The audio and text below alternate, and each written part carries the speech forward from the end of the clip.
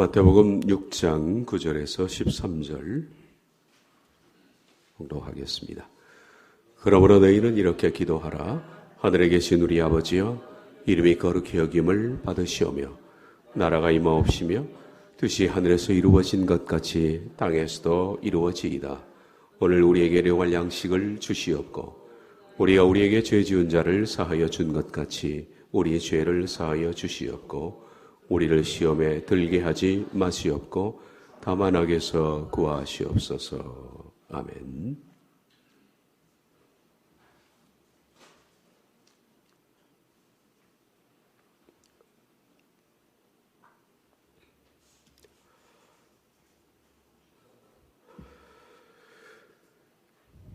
이름이 거룩히 여김을 받으시오며 라는 것은 당신의 그 이름이 구별되게 하옵소서라는 뜻입니다. 당신의 그 이름, 하나님의 이름이 구별되시기를 바랍니다 라는 뜻입니다. 하나님의 이름은 말씀드린 것처럼 구약 성경에 의미를 가지고 있습니다. 하나님의 본명 외에 하나님의 이름들이 있습니다. 그런 이름대로 저희들이 합당한 삶을 살게 해달라는 기도입니다. 지난 시간에 말씀드렸습니다. 지극히 높으신 하나님, 전능하신 하나님, 하나님의 전능하심을 우리가 망각하지 않고 우리의 무능력과 힘이 없을 때에도 하나님의 전능하심을 잊지 않게 해 주옵소서라는 그 기도도 이 기도입니다. 하나님은 내 심장과 폐부를 감찰하시니 나의 모든 것들을 보시고 헤아려 주옵소서라는 기도도 이름이 거룩히 여김을 받으시옵고 하는 기도입니다. 하나님은 나의 목자시고 내게 평강을 주시고 나를 치료하시고 준비하시는 하나님. 나의 모든 삶에 그리고 우리의 모든 일생에 하나님은 철저히 계획하시고 준비하십니다. 그리고 또한 우리의 목자가 되십니다. 라는 것도 이름이 거룩히 여김을 받으시오며 라는 기도의 내용입니다. 이걸 기도하라는 겁니다. 오늘은 하나 더 말씀드리겠습니다. 하나님의 이름을 거룩히 여김을 받게 해달라는 기도는 사람을 존중하는 기도와 똑같습니다. 다시 말하면 하나님을 경외하는 것은 사람을 존중하는 것입니다.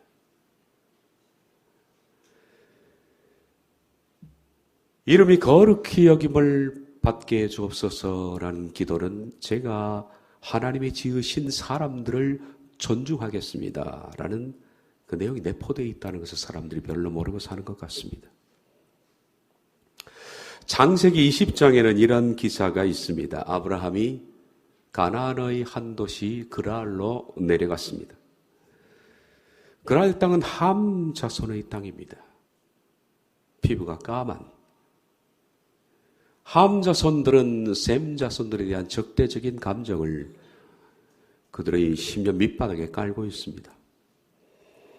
그 낯선 함 땅 하나님을 적대하는, 게다가 셈 자손에 대해서 적대적인 그 땅에 아브라함이 나그네로 머물면서 얼마나 두려웠겠습니까?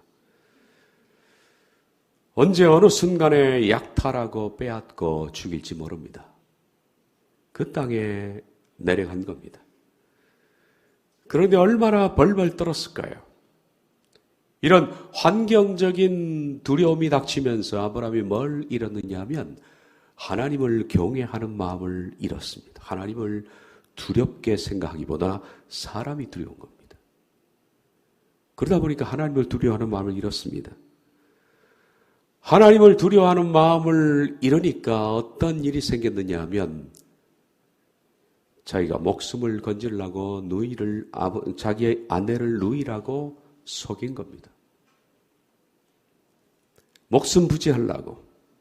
그러다가 나중에 아비멜렉이라는 왕이 자기 아내를 누이라 그러니까 자기 부인으로 취하게 되죠. 하나님의 개입이 없었으면 큰일 날 뻔했습니다. 하나님을 두려워하지 않는 사람들은 공통적 특징이 하나 있습니다. 그것은 사람을 존중하지 않는다는 겁니다. 이건 다른 말 같아도 똑같은 말입니다. 하나님을 두려워하는 사람은 사람을 존중합니다. 반대로 하나님을 두려워하지 않는 사람들은 사람에 대한 존중을 하지 않는다라는 겁니다. 그러므로 그 이름이 거룩히 여김을 받게 해달라는 기도는 이것도 내포되어 있습니다. 하나님의 이름뿐만 아니라 하나님이 지으신 사람을 존중하게 해달라는 기도가 똑같은 겁니다. 출애굽기 1장을 보면 비슷한 기사가 나옵니다. 히브리 족속의 아이들이 태어나면 특별히 남자아이는 죽여라 라고 바로의 명령이 내려졌습니다. 그때 히브리 3파 둘이 있었는데 시브라와 부아라는 사람이었습니다.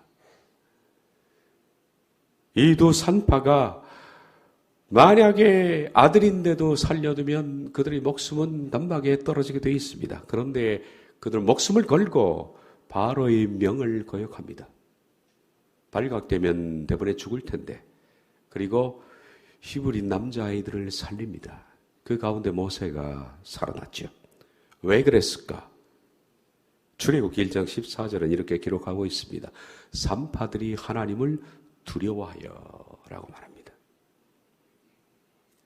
하나님을 두려워하는 사람들은 사람의 생명을 존중하게 여깁니다. 하나님을 두려워하는 사람들은 내 주변의 사람에 대한 존경심이 있습니다. 존대함이 있습니다. 하나님을 두려워하지 않는 사람들은 사람에 대한 천박함이 있습니다. 사람을 무시하고 경멸하는 것은 결코 하나님을 두려워하지 못하는 사람들입니다. 죽음 앞에서도 두려워하지 않고 사람을 존중하는 것, 그것은 하나님을 경외하는 사람들의 특징이라 할 수 있습니다. 그래서 이름이 거룩히 여김을 받으시오며 라는 이 기도 속에는 인간에 대한 존중이 포함되어 있다라는 겁니다. 우리가 기도할 때 우리 주변 사람을 존중하지 못하는 사람의 기도를 하나님이 결코 듣지 않습니다. 하나님을 경외하는 것은 사람을 존중하는 것이다. 제가 2012년도에 금요 기도회 시간에 사람을 알면 하나님을 알 수 있다라는 설교를 한 적이 있습니다. 아주 오래된 설교인데 그 설교의 일부분을 리바이벌해서 다시 말씀을 오늘 나누도록 하겠습니다. 2차 세계대전 중 독일 군들에게 가장 협박을 받은 민족은 유태인이죠. 그들은 유태인을 공식적으로 600만 명 그러지만은 비공식적으로는 800만 명을 학살했다 그렇게 말합니다. 그런데 이 많은 수를 어떻게 학살할 수 있었을까? 사람의 얼굴을 쓰고 어떻게 사람을 죽일 수가 있겠습니까? 그것도 그렇게 잔인한 방법으로 수많은 사람들을. 이 사람을 죽이는 사형 집행자들 독일 군인들이 도대체 어떤 사람이길래 사람을 그렇게 잔혹하게 죽일 수 있었을까? 이것이 궁금합니다. 그런데 독일 군부에서도 마찬가지로 독일 군들이 유태인들을 양심의 가책 없이 꺼리낌 없이 그냥 살상할 수 있도록 하기 위해서 그들의 양심을 제거하는 것이 가장 큰 문제였다 그럽니다. 어떻게 독일 군인들이 양심을 가지고서도 사람을 그렇게 죽일 수가 있었을까? 히틀러 군부에서는 독일 군인들 속에 양심을 없애버리기 위해서 사용한 방법이 하나 있습니다. 그것은 3만 명이 넘는 아우슈비츠 수용소에 갇힌 유대인들, 그 유대인들에게 화장실을 딱 하나만 만드는 겁니다. 화장실이 하나인데 사람은 3만 명입니다. 그러니 유대인들은 아무데나 매설을 하게 되는 겁니다. 유대인들 막사 근처로 이건 사람의 모습이라고는 찾아볼 수 없는 아주 더럽고 부패한 냄새들이 납니다. 그래서 독일 군인들 눈에는 이건 인간이 아니야 이렇게 보도록 만들었다는 겁니다. 양심을 제거한 거죠. 배설물로 뒷범벅되며 온통 거짓투성인 유태인들을 보면서 독일 군인들은 저것은 인류 역사상 인간이 아니야 이렇게 생각하도록 만들었고 독일 군인 속의 양심은 마비되기 시작했다 그렇게 말합니다. 그런데 그런 가운데서도 독일 군인들이 도저히 죽일 수 없었던 유대인들이 있었습니다. 그들은 소수입니다. 이들이 나중에 끝까지 살아남은 사람들이고 그 살아남은 사람 중에 한 명이 증언한 것입니다. 어떻게 그들은 이 죽음의 수용소에서 살아남았을까? 그것은 끝까지 그들은 인간다움을 잃지 않았다라고 말합니다. 인간다움을 잃지 않았다. 매일 새벽 4시 반이 되면 그들은 기상해야 됩니다. 그러면 수용소에서 하루에 딱 한 번 따뜻한 물 한 잔을 제공합니다. 대부분의 유대인들은 그것을 그 자리에서 마셔버립니다. 그런데 소수의 사람들은 3분의 1만 먹습니다. 그리고 3분의 1은 그걸 가지고 얼굴을 씻습니다. 몸을 닦습니다. 그리고 나머지 3분의 1은 그것을 전조하게 묻혀서 천으로 이를 닦습니다. 그리고 나머지는 그들이 작업장에서 우연히 주운 병조가리, 유리조각을 가지고 얼굴에 피가 터지도록 새파랗게 면도를 합니다. 그런 사람들이 극소수가 있었다 그럽니다. 나는 내일 죽어도 오늘 당장 인간다움을 잃지 않겠다는 그런 몸부림이었죠. 인간 존재의 몸부림이었습니다. 그런데 독일 군들에게 가장 무서운 한거가 뭐냐 하면 피가 터지도록 새파랗게 면도한 그 사람처럼 보이는 겁니다. 모두가 다 짐승처럼 보이는데 면도하고 서 있는 그 사람은 사람처럼 보이는 겁니다. 그게 가장 무섭더라라는 거예요. 독일 군인들이. 여러분 우리가 짐승을 죽이는 것도 쉽지 않습니다. 살아있는 생명체를 목숨을 끊는 거 그거 정말 어렵습니다. 하물며 인간이 인간을 죽이는 것은 그거 강심장 아니고서는 못합니다.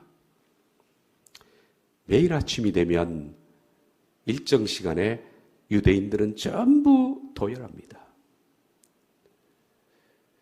자기의 감방 앞에 나와서 일렬로 도열합니다.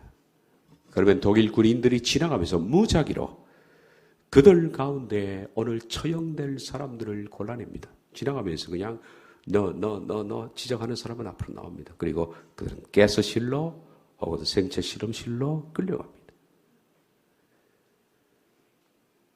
일렬로 도열된 유대인들은 바지에 오줌을 싸면서 벌벌벌 떨고 서 있습니다. 독일 군들은 무작위로 그들을 선택하는 가운데에서도 그들이 결코 너라고 지적할 수 없는 사람들이 있었습니다. 말씀드린 그들은 새파랗게 피가 터지도록 면도하여 서 있는 사람입니다. 모두가 다 두려움에 떨고 그리고 위를 쳐다보지 못하고 땅을 바라보고 있는 그들. 바지에 오줌을 싸고 벌벌 떨고 있는데 그 가운데서도 새파랗게 면도하고 꼿꼿이 서 있는 그 사람을 처형자로 선택할 그런 강심장을 가진 독일 군인은 없었다는 겁니다.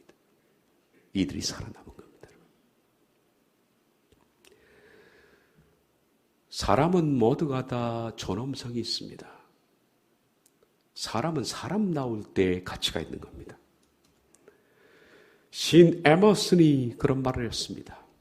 자신을 존중하지 않는 사람에게는 계시가 임하지 않는다.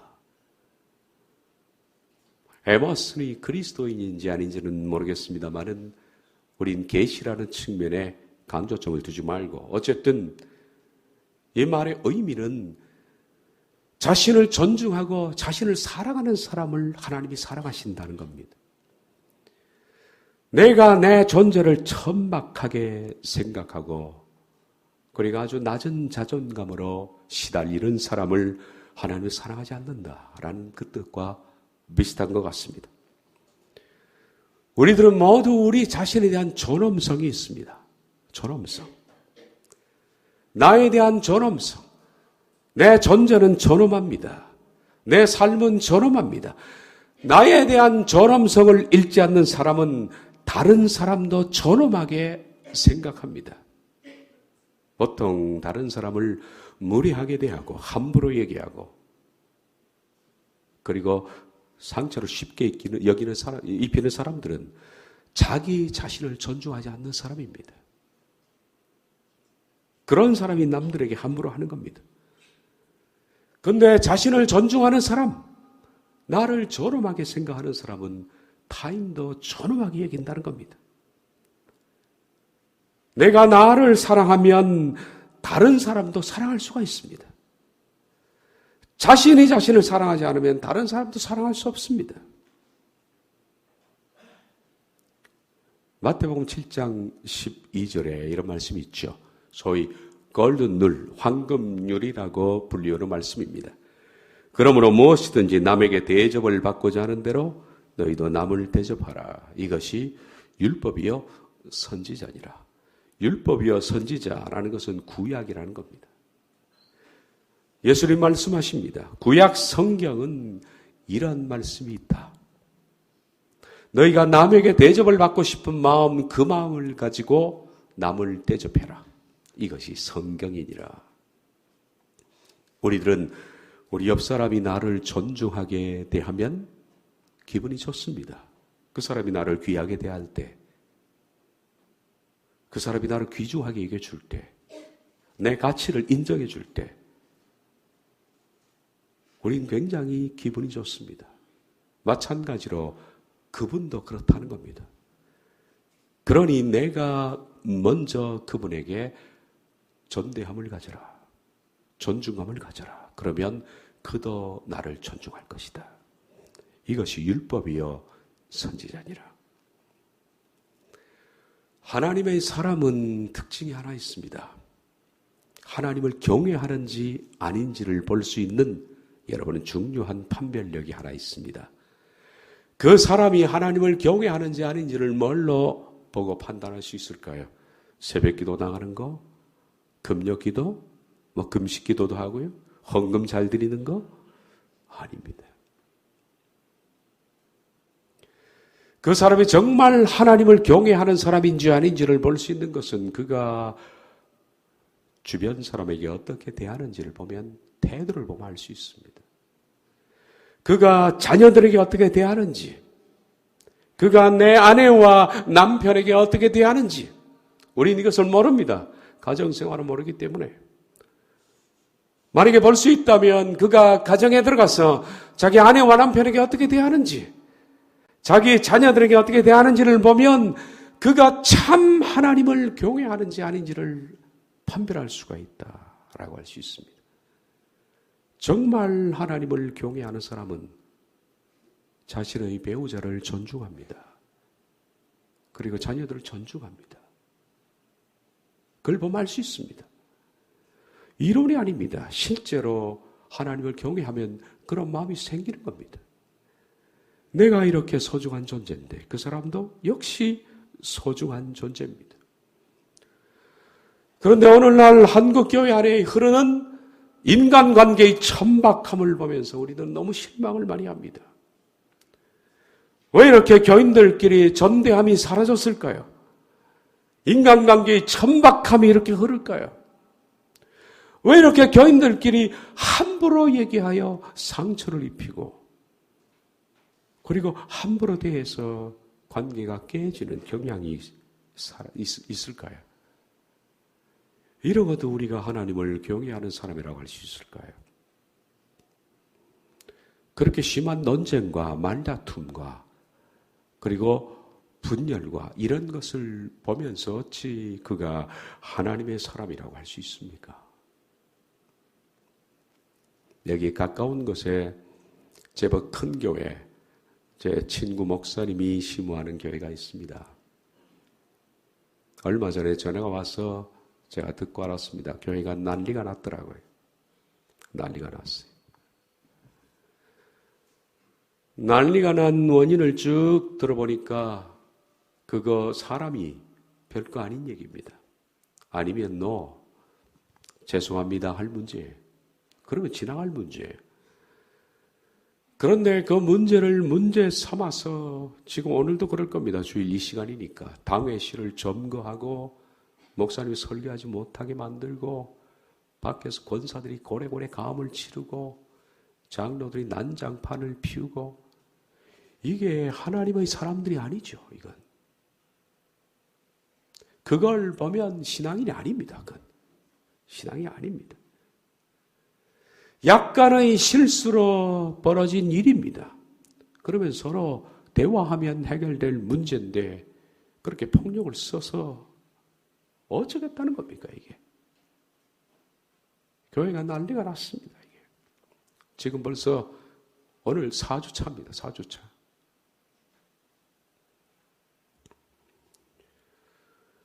이게 어찌 하나님을 경외하는 사람이라 할 수 있습니까, 여러분? 하나님을 경외하는 사람이 어찌 집에 돌아가서 배우자에게, 자녀에게 그렇게 함부로 할 수 있을까요? 하나님을 경외하면 우리 속에 있는 하나님의 형상이 회복됩니다. 하나님의 형상은 사람을 가장 인격적으로 그리고 가장 사람을 아름답게 만드는 것이 특징입니다. 은사도 좋고 다 좋습니다. 그러면 결론적으로 뭐냐? 하나님을 닮은 모습이 나타나야 된다. 그런데 마지막 때가 되어서 인간에 대한 존엄성들이 점점 상실되고 있습니다.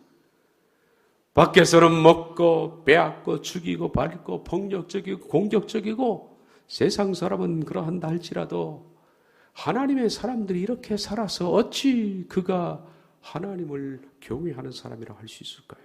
하나님을 경외하면 사람을 존중합니다, 여러분. 반드시 그것은 필연적인 겁니다. 디모데후서 3장 1절에서 5절을 보면 마지막 때 이 모습들입니다.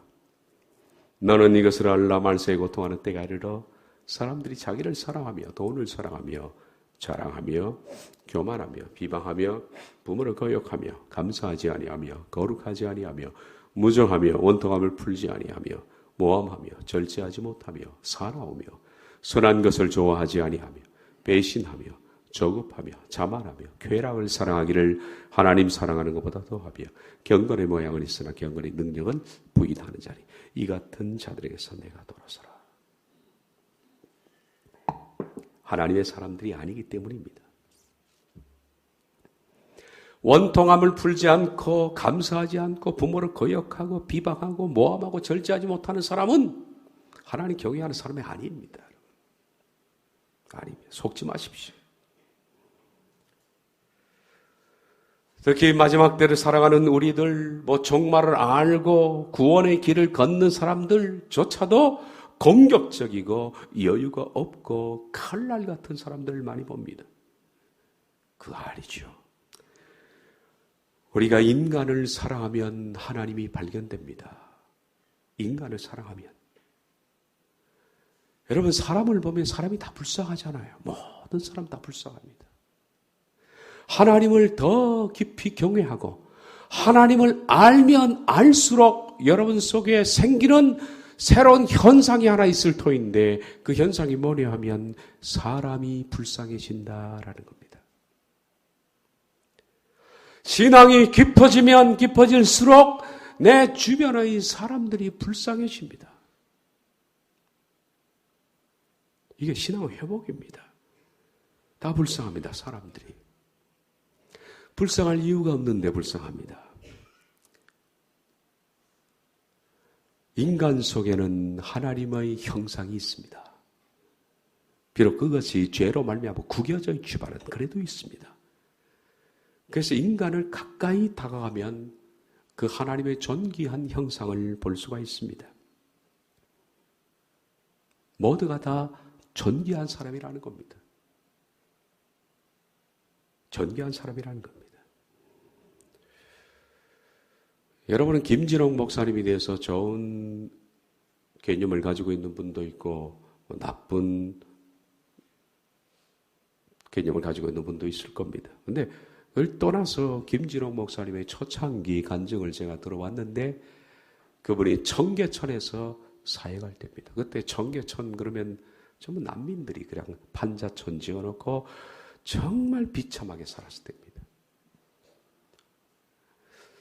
아침만 되면 전부 돈 벌러 나가기 때문에 애들은 그 집집마다 방치되어 있고 텅 비어 있는 그냥 쓰레기 전지와 같은 옛날 난지도와 같은 것이 청계천이었습니다. 거기에 목회를 하러 그 안에 있는 교회에 무입해서 들어갔습니다마는 얼마를 버티다가 김진홍 목사님이 도저히 못 버티겠다. 이것은 너무 가난하고 그리고 사람들이 변하지도 않는다라고 생각해서 보따리를 쌌습니다. 보따리를 싸고 이제는 이것을 떠나기로 작정을 하고 이제 나옵니다. 나오는데 청계천 그 마을 입구에 마지막 다다랐을 때 한 집에서 아이들의 울음소리가 들리더랍니다. 그래서 들어가 보니까 아이 셋이 너무 배가 고파서 애들이 눈물을 흘리고 있는데 그 순간에 그 아이들이 흘리는 눈물방울 속에 예수님의 얼굴이 보였다. 본인의 간증에 그렇게 얘기하더라고요. 눈물방울 속에 예수님의 얼굴이 보인 겁니다. 그래서 그는 이걸 떠나지를 못하고 거기서 다시 보따리를 풀었다라고 하는. 사람은 참 불쌍한 존재지요.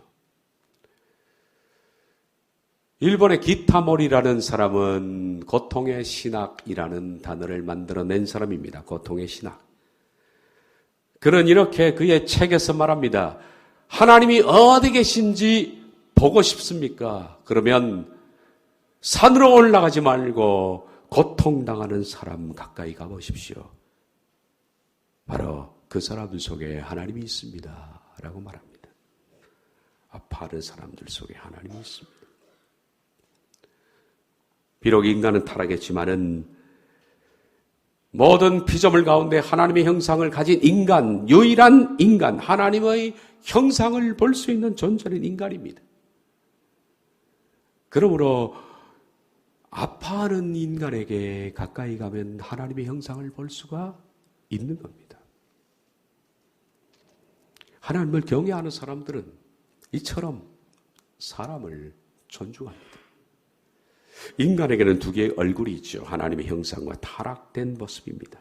그러므로 인간의 만남은 하나님의 형상이 회복되면 천국이 될 수 있지만은 타락된 모습이 나타나면 지옥이 될 수 있습니다. 결혼은 그러므로 완벽한 천국과 지옥이라 그러죠. 천국을 만들 수도 있고 지옥을 만들 수도 있는 것이 결혼입니다. 천국을 만들고 지옥을 만드는 것의 차이는 딱 하나입니다. 교회가 천국이 되는 것과 지옥이 되는 것은 딱 하나입니다. 차이가. 지금 제 친구 목사 교회는 지옥이 되어버렸습니다.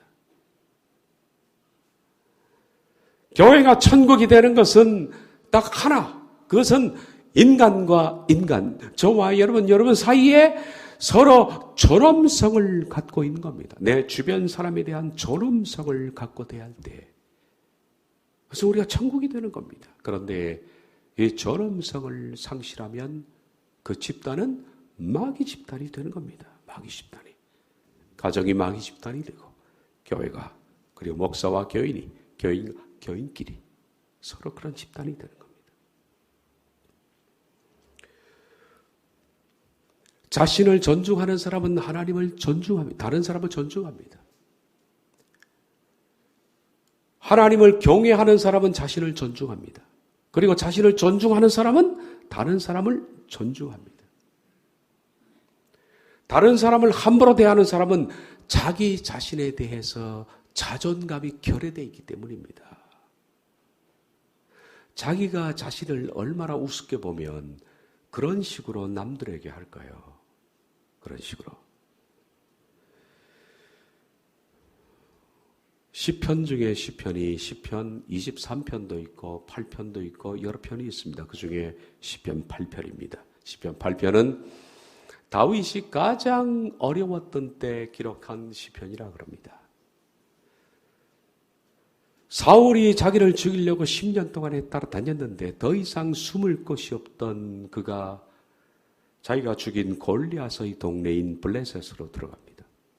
이리 죽으나 저리나 똑같으니까. 얼마나 갈 곳이 없으면 자기를 원수 취급하는 원수의 땅 심장부로 들어간 겁니다. 그곳에서 다윗은 미친 척을 했습니다. 대문을 긁고 침을 흘리고, 그러니까 사람들이 분명히 골리앗을 죽인 원수인데 분명히 미친 겁니다. 그러니까 저 미친놈을 죽여봤자 뭐하느냐, 그렇게 해서 그냥 냅둬라 해서 내버려 둔 겁니다. 그렇게 살아났습니다. 얼마나 비참했을까요? 얼마나 두려웠고 얼마나 서럽고 얼마나 비참하고, 그렇게 하루하루를 정말 비참하게 지내다가 밤에 홀로 들판에 누워서 밤하늘을 쳐다보면서 밤하늘에 있는 수많은 별들과 달을 보면서 하나님의 영광이 밀려 들어오고 그는 서러워서 울고 감사해서 울면서 지었던 시편이 시편 8편이에요. 블레셋의 악기가 깃딧인데, 깃딧은 기타와 비슷한 악기입니다. 그 깃딧을 어디서 하나 얻었는지 그 들판에서 누워서 깃딧이라는 악기를 연주하면서 서러워서 울고 기뻐서 울고 감사해서 울면서 지었던 시편. 그것이 시편 8편인데요. 1절 3절에서 그렇게 말합니다. 여호와 우리 주여, 주의 이름이 온 땅에 어찌 그리 아름다운지요. 주의 영광이 하늘을 덮었나이다. 주의 손가락으로 만드신 주의 하늘과 주께서 베풀어 두신 달과 별들을 내가 보니. 이게 어떻게 아름다운 관계일 수 있습니까? 그런데 하나님의 사랑을 느끼니까 이런 상황 속에서도 다윗은 아름답다 그럽니다. 주께서 나를 위해서 베풀어 두신 저 달과 별들을 내가 봅니다. 이어서 다윗은 어찌 나 같은 이런 사람을 하나님이 사랑하시는지요. 그리고 하나님의 사랑에 깊이 감동합니다. 사람이 무엇이기에 주께서 그를 생각하시며 인자가 무엇이기에 주께서 그를 돌보시니까. 여기 사람이라는 것은 히브리어로 에노시라고 나와 있는데, 에노시는 깨어지기 쉬운 존재입니다. 그럼 이런 뜻이죠. 깨어지기 쉬운 존재인 내가 무엇이기에 저를 생각하십니까? 인자, 벤 아담. 벤은 아들이고 아담은 흙입니다. 최초의 사람의 이름의 뜻이 아담인데, 아담은 아다마라는 것이 흙입니다. 아다마에서 나온 단어가 아담입니다. 그러니까 벤 아담은 인자라는 뜻이 흙의 아들이라는 뜻입니다. 별 볼 일 없는 흔한 이런 뜻이죠. 깨어지기 쉬운 제가 무엇이기에 주께서 저를 생각하십니까? 흙으로 만든 이 존재가 무엇이기에 주께서 그를 돌보십니까? 왜 이런 나를 사랑하십니까? 왜 이런 존재를 사랑하십니까? 여러분, 우리가 하나님의 이 사랑을 깨닫고 이 사랑을 이해하고 이 사랑을 가진 사람은 사람에 대해서 아름다운 노래를 부를 수 있습니다. 정말 하나님 앞에서 하나님, 제가 무엇이기에 깨어지기 쉬운 존재인 저를 사랑하십니까? 흙과 같은 이 존재를 사랑하십니까? 그 깊은 감동이 있는 사람들은 다른 사람을 존중한다. 아까 우리 에머슨의 말처럼 자기 자신을 존중하지 않는 사람은 하나님의 계시가 임하지 않는다는 것처럼, 하나님의 사랑을 받은 사람은 그러므로 다른 사람을 존중하는 겁니다. 하나님께서 나를 이렇게 존엄하게 대하시잖아요. 깨어지기 쉬운 존재요, 흙과 같은 존재임에도 불구하고 하나님께서 이렇게 존귀하게 대하시는데 하물며 나뿐입니까? 내 옆에 있는 사람도 똑같이요. 그도 하나님께서 존귀하게 여기신다는 것을 알기 때문에 하나님이 존귀하게 여기는 분을 어떻게 우리가 함부로 대할 수가 있겠습니까? 이게 존엄성입니다. 이 존엄성은 지켜져야 합니다. 가정에서. 부부간에, 자녀 사이에, 교인들 사이에. 나이의 유무를 떠나서, 남녀를 떠나서, 그가 가지고 있는 재산 유무를 떠나서 이러한 존중감이 있을 때 교회와 가정과 여러분의 삶이 천국이 될 수가 있다. 우리가 종말도 좋고 시대의 징표도 좋고 구원의 길을 걷는 것도 좋습니다. 그러나 그러면 그럴수록 사람은 아름다워져야죠. 인격이. 우리가 성령 충만하다면 아름다워져야죠. 하나님의 은혜를 받았다면 그 사람의 성품이 아름다워져야죠. 말이 아름다워져야죠. 그게 신앙 아닙니까? 은사는 잔뜩 받았는데 아직도 독서를 퍼붓고 있다면 그가 어찌 은혜를 받은 하나님의 사람이라 할 수 있습니까? 그가 공격적이라면, 냉정하고 비판적이라면 어찌 그가 하나님의 사람이라 할 수 있습니까? 하나님의 사람은 이렇게 타인을 통해서 증거되는 겁니다.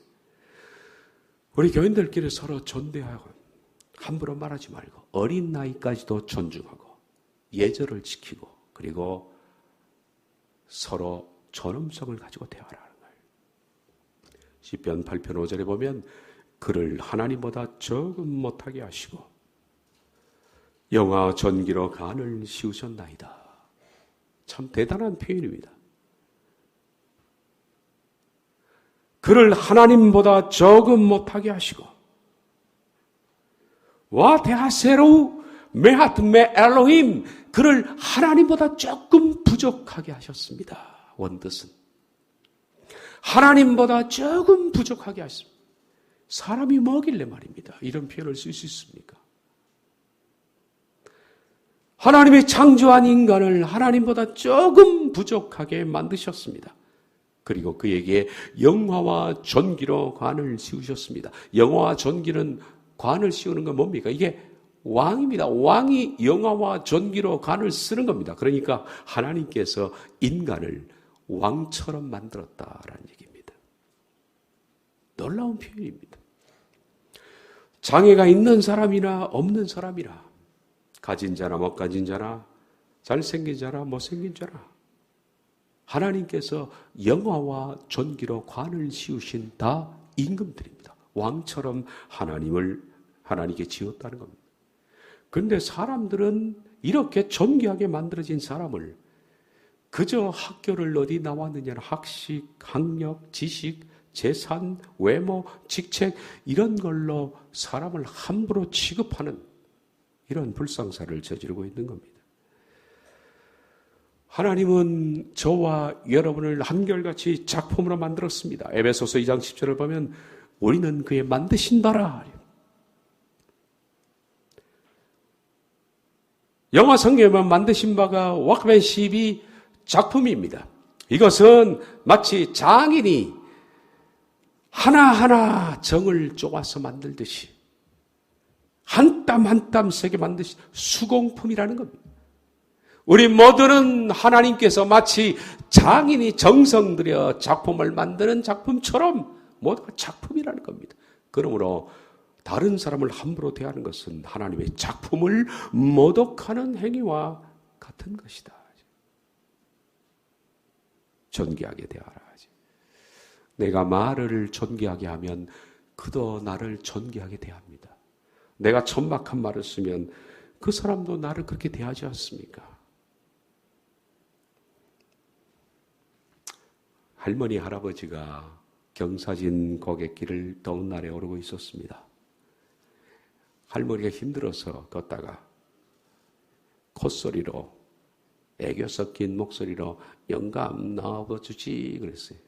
영감 나 힘들어 좀 업어주지.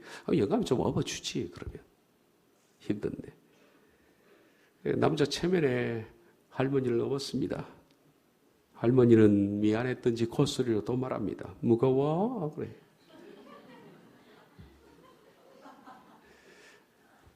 그러면 아니야 여보 참 고생하느라고 힘들었구만 이렇게 가벼워. 얼마나 좋아요. 그런데 이 할배가 그럽니다. 이 할배 말고. 이 할배가. 무거워. 그래요. 그럼 무겁지. 얼굴 철판이지. 머리 돌이지. 간땡이 부었지. 많이 무거워. 이런 식의 말은 또 똑같은 답을 불러옵니다. 할머니가 기분이 나빴던지 내렸어요. 내리다가 길을 같이 걸었던데 이제는 할아버지가 약간 약이 올랐나 봐요. 그래서 할아버지가 할머니한테 말합니다. 할멈, 나도 업어줘. 그래서 기가 막혔어요. 할머니가. 아니 영감이 나를 업어달라고? 기가 막혔지만은 할머니가 업었습니다. 그랬더니 할아버지가 또 미안했던지 할멈 생각보다 가볍지. 그래서 할머니 말합니다. 드디어 이제 기회가 온 거예요. 그래 가볍지. 머리 비었지. 허파에 바람 들었지. 양심 없지. 싸가지 없지. 그럼 가볍지. 그래서 똑같은 거예요 이게. 우리가 이렇게 하면 존엄성이 망가지는 거예요. 여러분. 존엄성이 망가져요. 존엄하게 얘기하라. 이 수박 장사가 수박을 파는데 한 할머니가 와서 아주머니가 말입니다. 아주머니가 와서 수박을 이거 얼마고 이거 얼마예요 물어요.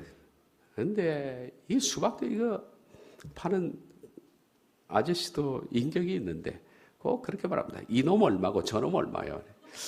그 수박한테 한 게 좀 기분이 나쁘잖아요. 그러니까 수박 장사가 그럽니다. 이년은 7,000원이고 저년은 9,000원이요. 그래. 똑같아. 그죠? 똑같아. 이렇게 싸우는 겁니다. 여러분. 이렇게 싸우는 거예요. 우리가 사도행전을 보지만은 성령님이 오셔서 최초로 한 일이 뭡니까? 갈라진 혀들을 보인 거잖아요. 혀의 문제입니다. 혀를 불태우는 일. 서로 존중하라는 얘기입니다. 마음을 같이 하고 존중하라. 바울이 말하기를 네 혀에 소금을 치라 그러지 않습니까? 우리가 말을 부드럽게 하고 서로를 존중하고 높여준다면 우리가 천국이 될 수가 있는 겁니다. 그런 대접을 우리가 다 받고 싶지 않습니까? 마지막으로 이 사람 소개하고 마치겠습니다. 옛날 경주에 만화가가 꾸민 한 아이가 있었습니다. 근데 너무 형편이 어려웠습니다. 이 아이는 용돈만 생기면 그저 만화가게로 달려갔습니다. 그리고 만화를 보면서 자기가 장차 그리고 싶은 만화를 머릿속으로 생각한 겁니다. 어느 날 만화를 보다가 이 아이의 눈에 확 사로잡힌 만화 한 권이 들어왔습니다. 주인공이 너무 멋있는 거예요. 그래서 주인공의 넋이 빠진 겁니다. 이걸 갖고 가서 집에서 꼭 똑같이 그리고 싶은데 만화 한 권을 살 돈은 없고 그래서 주인 아저씨가 안 보는 틈을 타서 찢었습니다. 한 장을 몰래 찢었습니다. 그리고 집에 가서 그것을 그대로 그렸습니다. 다음 날도 가서 이제는 좀 대담해지니까 2장, 3장을 찍기 시작해요. 어떤 땐 하루에 10장도 찢어왔답니다. 그런데 이 사실을 만화가게 아저씨가 다 알고 있는 거예요. 어느 날 소년이 또 만화가게에서 저 구석에 앉아서 만화를 몰래 찍고 있는데 아저씨가 저기서 보고 걸어오는 거예요. 아, 이제 난 죽었구나. 아이가 두려워서 벌벌 떠는데 그 소년에게 다가와서 만화가게 아저씨가 그렇게 말합니다. 야, 네가 그 유명한 만화 지망생 아이구나. 내가 소문을 들어 잘 알고 있다. 머리를 쓰다면서 넌 앞으로 유명한 만화가가 될 거야. 이 아이는 머리를 숙이면서 눈물이 뚝뚝 떨어졌다 그럽니다. 그로부터 20년 뒤 이 유명한 만화가가 된 이 소녀는 자기 이름이 새겨진 만화책 초판을 들고 경주의 그 만화가게 아저씨를 찾았답니다. 제일 먼저 이 만화가 나오자 그 초판본을 그 아저씨한테 드리고 싶어서 그 아저씨가 아니었으면 오늘날 같은 자기는 없었으니까. 그런데 20년 후에 가봤던 그 동네에는 그 가게가 있을 리가 만무하죠. 다른 가게가 들어와 있습니다. 이 사람은 거기 서서 굵은 눈물만 흘렸는데 그의 손에 들린 만화책 제목이 공포의 외인 구단, 그가 이현세 씨였다. 그렇게 말합니다. TV에 나와서 한번 얘기하는 것을 제가 들었습니다. 사랑하는 여러분, 자신을 존중하지 않는 사람에게는 하나님의 계시가 임하지 않습니다. 우리가 이런 찬송이 있지 않습니까? 형제의 모습 속에 보이는 하나님의 형상 아름다워라. 존귀한 주의 자녀 됐으니 사랑하고 섬기리. 우리의 모습 속에 보이는 하나님의 형상 아름다워라. 존귀한 주의 자녀가 됐으니 사랑하고 섬기리. 우린 누군가가 내게 존엄성을 가지고 다가온다면 내 속에 있는 인간의 위대함은 깨어납니다. 아이들에게 존엄성을 가지고 대하면 아이는 위대함이 깨어납니다. 어렸을 때부터 아이에게 존엄성을 가지고 아이를 함부로 대하지 말고 한 인격체로 우리가 존귀하게 대하면 그 아이 속에 있는 위대한 하나님의 형상이 깨어난다. 이름이 거룩히 여김을 받으시오며 하나님의 이름이 구별될 뿐만 아니라 하나님의 존귀한 백성들이 바로 우리가 존귀하게 여길 줄 아는 사람이 되게 해달라는 그 기도가 이 속에 다 내포되어 있다는 것을 잊지 말아야 합니다. 기도하겠습니다.